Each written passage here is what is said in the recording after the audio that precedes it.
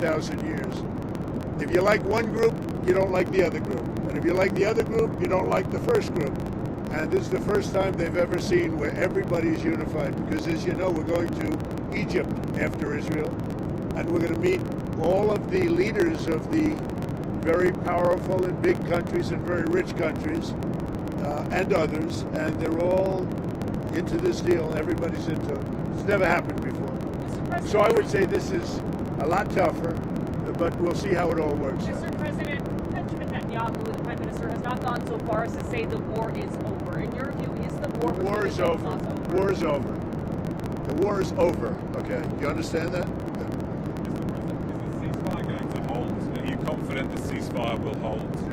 Are you confident that the ceasefire is going to hold? I think so. I think it's going to hold. I think people are, a lot of reasons why it's going to hold, but I think people are tired of it. It's been centuries, okay? Not just recent, it's been centuries. I think people are tired of it. Yeah, the ceasefire is going to hold, and we're going to make sure it holds. Mr. President, what will Gaza look like a year from now? The International Stabilization Force, as part of the force. I don't think it's going to have a big impact, because I think barely we're going to have to use it. I think people are going to behave.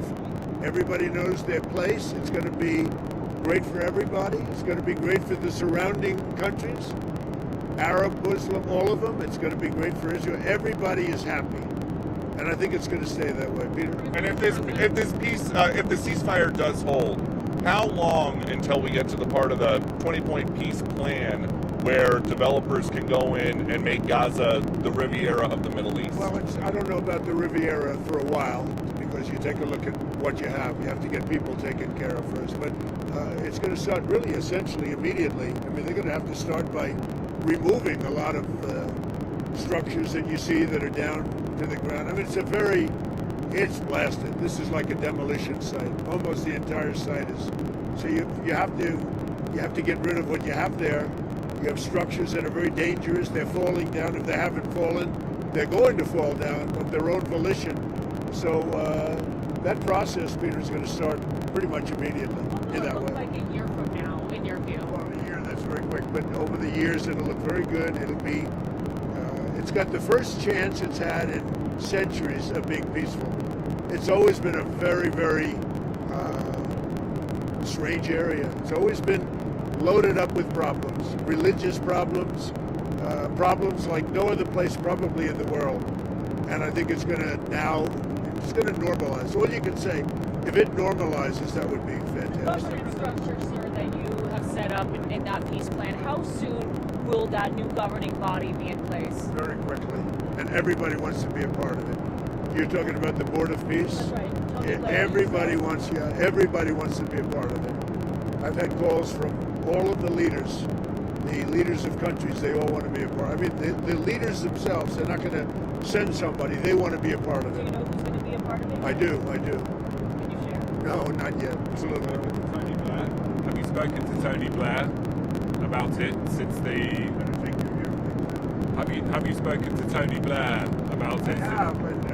At first I want to find out that Tony would be popular with all, because I just don't know that. And I like Tony. I've always liked Tony, but I want to find out that he's an acceptable choice to everybody. What guarantees have you been able to give to both the Israelis and the Arab countries? The Israelis are very... And we have a lot of verbal guarantees too. And I don't think they're going to want to disappoint me. I have a lot of verbal guarantees that aren't down in writing, but they were given to me, and I believe they're going to be held very strongly. That's why I think it's going to be successful. Hi, good to see you. Good to see you, Mr. President. Thank you. Good to see you. I'm sure you've seen reports of Hamas rearming, instituting themselves as a Palestinian police force, shooting rivals. What is your message? Where they are standing, because they do want to stop the problems. And they've been open about it, and we gave them approval for a period of time. You have to understand, they've lost probably 60,000 people. That's a lot of retribution. They've lost 60,000 people, and the ones that are living right now were, in many cases, very young when this all started. And we are having them watch that there's not going to be big crime or some of the problems that you have when you have areas like this that have been literally demolished. You know, you have 2 million people, and probably it'll be less than that, but you have close to 2 million people going back to buildings that have been demolished. And a lot of bad things can happen. So we want it to be safe. I think it's going to be fine. Who knows for sure, Katie? But I think it's going to be fine. Hi. What is the latest that you've heard about hostages, when they will be released? Do you expect to meet with any of them? Hostages might be even a little early, but I don't want to say that. So they have the hostages. I understand all 20, and we may get them out a little bit early. Getting them was amazing, actually, because we were involved, and they were in places that you don't want to know about. Deep. Some of the top Biden administration folks who were there, like Antony Blinken, seem to want some credit for the peace deal. Blinken says it's good that President Trump adopted and built on the plan that the Biden administration developed. What do you think about that? Everybody knows it's a joke. Look, they did such a bad job. This should have never happened. This wouldn't have even happened. That was weak leadership, terrible. And the same thing with Russia, Ukraine. If just a decent president, not a great president like me, not a great president. If a decent president was in,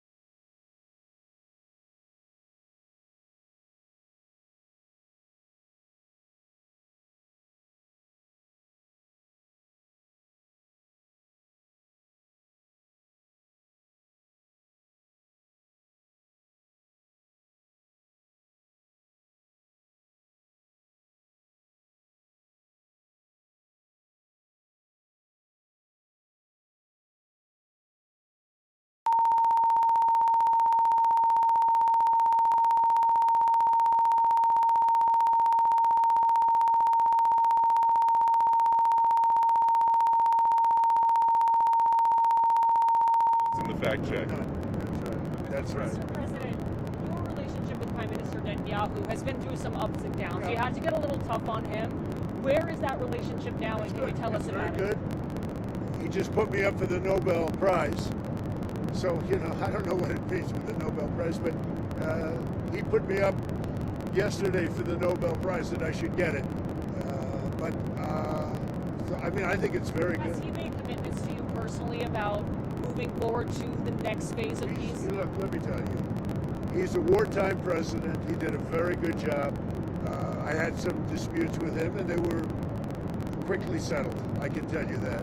But as far as I'm concerned, I think he's done a great job. I think he was the right person at this time. You know, look, it's been this way for centuries. You know, we're not talking about for 10 years, for 5. It's been this way for centuries. And he did a great job. And working with me, he was fantastic. Now, working with Biden, no good. They didn't get along, and they had the opposite, because Biden and Obama backed Iran. And just so when you talk about a thing like that, if you think they were backing Iran, when you back Iran, this wouldn't have worked. And had we not taken out the Iran nuclear facility and we made the same deal, it would have a really dark cloud over it, and you wouldn't have people dancing in the streets, Katie. You would have people saying, oh, my, you know, you're making a deal, but we have a guy over there with nuclear weapons all over the place. He's going to knock the hell out of us. If we didn't take out the Iran nuclear when we did, because in 2 months they would have had a nuclear weapon, this deal, even if it were done the exact same way, would have had a dark cloud over it. And now, there's no dark clouds. There's nobody they have to worry about, Katie. Have you talked to the Qataris about their changing behavior in your first term? You talked about how they were funding terrorism. What are they doing differently? Yeah. What are they doing differently in your eyes? The Qataris really helped us with this deal.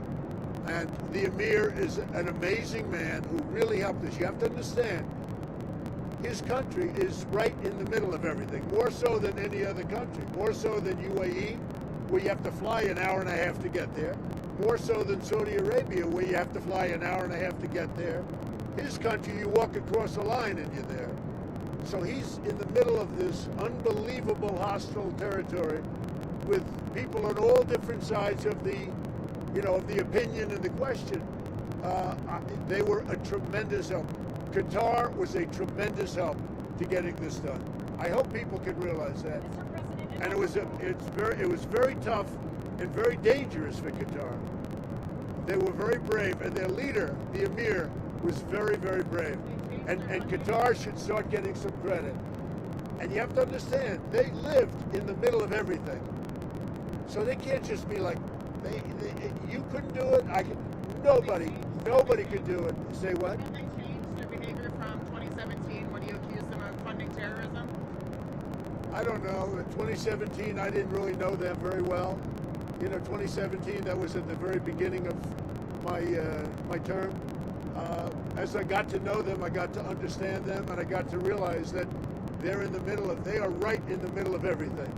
Other countries are there, but they're an hour and a half away, a big difference. They're literally, you walk over from Iran to Qatar. You can walk it in 1 second. You go boom, boom, and now you're in Qatar. That's tough territory. I think Qatar was amazing the way they helped us. Mr. President, another Where do you think there was a ceasefire that collapsed in March this year? There was a ceasefire earlier this year that collapsed in March. Do you think this could have been done then? This took a lot of pressure on both sides. But do you have any regrets? I see it, and I see it with Russia too. Sometimes you have to go through some pain before it all happens. I saw it with Turkey, and by the way, Turkey was fantastic too. President Erdogan was fantastic. He really helped a lot because he's very respected. He's got a very powerful nation. He's got a very, very powerful military, and he helped a lot, President Erdogan. UAE was great. We mentioned Qatar, Saudi Arabia, the king, they were great. Indonesia was great. We had tremendous help. Jordan, the king, they were great. This is an amazing thing. Countries that, very diverse countries, some got along, some didn't, but for the most part, nobody got along with anybody, and they all came together, and they're all dancing in the streets, just like Israel. It's a unique point in time. You were talking about the ceasefire. That wouldn't have had that held. That wouldn't have happened back then. Why not? Both of your elections, the biggest issues were the economy and immigration. Now you're getting credit from Democrats and Republicans for this Middle East peace deal. Where does it fit? Where do you think it fits into your legacy? Well, look, this will be my 8th war that I've solved. And I hear there's a war now going between Pakistan and Afghanistan. I said, I'll have to wait till I get back. I'm doing another one because I'm good at solving wars. I'm good at making peace. And it's an honor to do it. I saved millions of lives. Millions of lives. Now, in all fairness to the Nobel Committee, it was for 2024. And this was picked for 2024.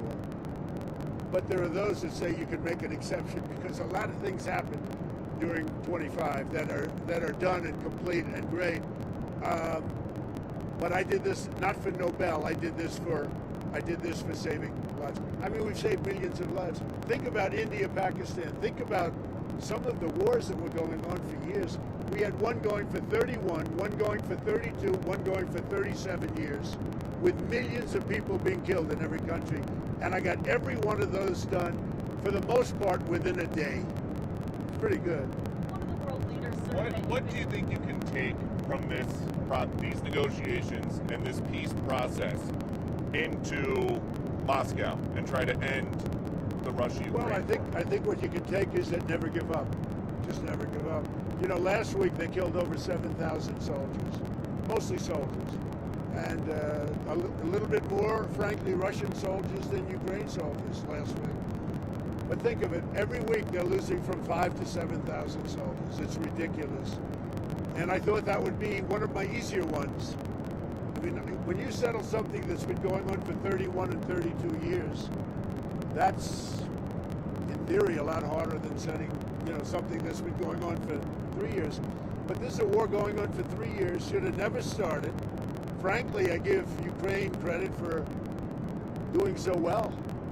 I mean, they're good fighters. They're very good fighters. I really think that President Putin would look great if he got this settled. And I think he's going to settle it, but we're going to see. And if he doesn't, it's not going to be good for him. President Xi of China, you've been choosing about another world leader. You said not to worry about China, but he's been putting out some tough statements in regards to your tariffs, sir. Are you planning to speak with him? When's the last time you spoke? Well, he's putting out tough statements because we are taking in hundreds of millions of dollars, not only from China, from other countries. We've become a wealthy country again, and the tariffs have given us a diplomatic strength. They've given us negotiating strength. I settled a few of the wars just based on tariffs. I said, as an example, with India and with Pakistan, I said, if you guys want to fight a war and you have nuclear weapons, I'm going to put big tariffs on you both, like 100%, 150, and 200%. No, don't do that. I said, I'm putting tariffs. I had that thing settled in 24 hours. If I didn't have tariffs, you could have never settled that war. You knew that better than anybody. You said November 1st, more tariffs on China. Are you considering talking about that? Who are you with? I'm Politico, Dasha Bird, sir. Oh, you're Dasha Politico. Politico's gone bad. They've been so wrong about everything. Politico has been so wrong about everything. Let's get somebody else to ask questions. Do you plan on meeting with Xi now when you go to Asia in a couple of weeks? Well, you saw the statement I put out that he had a bad day. And I think we're going to be fine with China. Look, I have a great relationship with President Xi. He's a very tough man. He's a very smart man. He's a great leader for their country. He's a great leader. And I have a great relationship with him. I think we'll get it set. I know what happened. I really understand what happened. And I'm not even saying he's wrong. But then we met him with something much tougher than what he did to us. Again, because of the tariffs, it's much tougher. Would you ever visit Gaza? What? Would you ever visit Gaza? I would. Yeah, I would. I'd be proud to. I see it. I mean, I know it so well without visiting, but I do see it. Yeah, I would actually. I'd like to do it. I'd like to put my feet on it at least. But I think it's going to be a great miracle over the coming decades. And if you go too fast, that's not going to be good. You have to go at the right speed. You can't go too fast. Who are you with? BBC, Tom Bateman, BBC, with the radio call. Thank you. When Steve Witkoff was in Hostages Square last night, you mentioned Prime Minister Netanyahu and the crowd booed. I wondered if you saw that and what you made of that. I also saw the crowd cheer when he mentioned Trump, like really cheer, and it's an honor.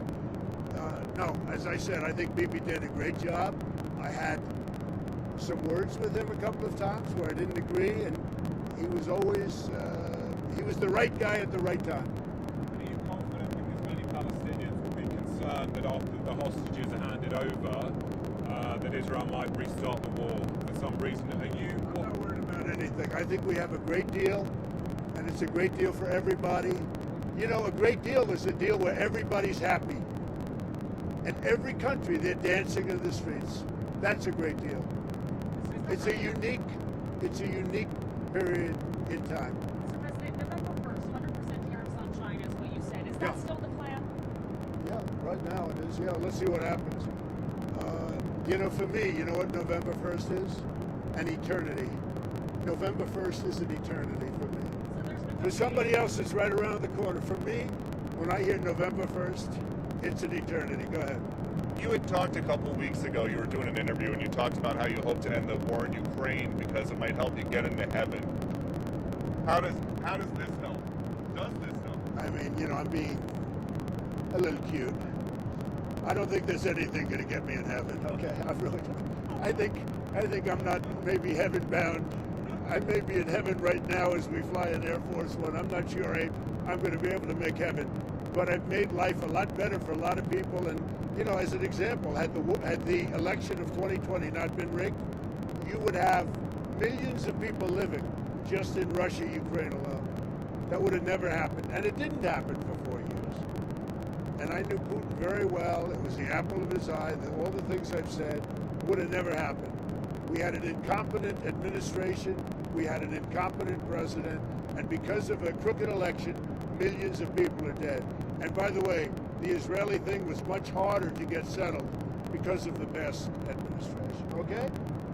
Rest, enjoy yourselves, say hello to your boss, and I'll see you guys, right? Good. Sir, before you go, can you tell us about your conversations with President Zelensky? Did you talk about... We had a very good conversation this morning and yesterday. And he basically would like to, as you know, we are not sending any weapons. We're sending them to NATO, and NATO is paying, which is a big difference between Biden and Trump. Because Biden gave them $350 billion, and we didn't. We gave them nothing, but we gave them respect and some other things, frankly. So we talked about weapons, and the weapons are sent to NATO, and NATO then sends us a check. They pay for them in full, and they would need more weapons, and we're looking into doing that. We hope we're going to be able to provide them. You know, our country needs weapons too. We can't give so many weapons that we don't have weapons. You never know what's going to happen. Who knows what's going to happen? But NATO pays us 100% for the weapons, and then they send them into Ukraine. And we talked about the weapons they need, what kind of weapons. They need Patriots very badly. They'd like to have Tomahawks. That's a step up. They'd like to have Tomahawks. We talked about that. And so we'll see. Well, I don't know. I might have to speak to Russia, to be honest with you, about Tomahawks. Do they want to have Tomahawks going in their direction? I don't think so. I think I might speak to Russia about that, in all fairness. I told that to President Zelensky, because Tomahawks are a new step of aggression. Right? You understand that very well. Are you Okay? saying that you will speak to Putin first about And I Tomahawks? might talk to him. I might say, look, if this war's not going to get settled, I'm going to send them Tomahawks. I may send that. The Tomahawk is an incredible weapon, a very offensive weapon. And honestly, Russia does not need that. They don't need that. Yeah, I may tell them that if the war is not settled, that we may very well do it. We may not, but we may do it. I think it's appropriate to bring up. Yeah, I want to see the war settled. Thank you very much. Tell them to be honest and not honest. Wait, sir, talk to Caroline. She'll vouch. Okay. Thank you. Thanks, President. Thank you. My first time on the Thank plane. you. Oh, really? Oh, yeah. Wow. What do you? He flies private. Yeah. He's doing pretty well, huh? So who's going to be the head anchor at CBS? Not Nora O'Donnell. I don't believe it. I don't believe it. You know, there's a story that they're going to. I don't believe it. What do you think of Well, I Barry tell you White's- what, Larry Ellison is great, and his son David is great. They're friends of mine, they're big supporters of mine, and they'll do the right thing. They're going to make CBS. Hopefully, they'll, you know, they called it the Tiffany Network, and it's got great potential. CBS has great potential. Thank you all. Thank you. Thanks, President. Thank you, sir.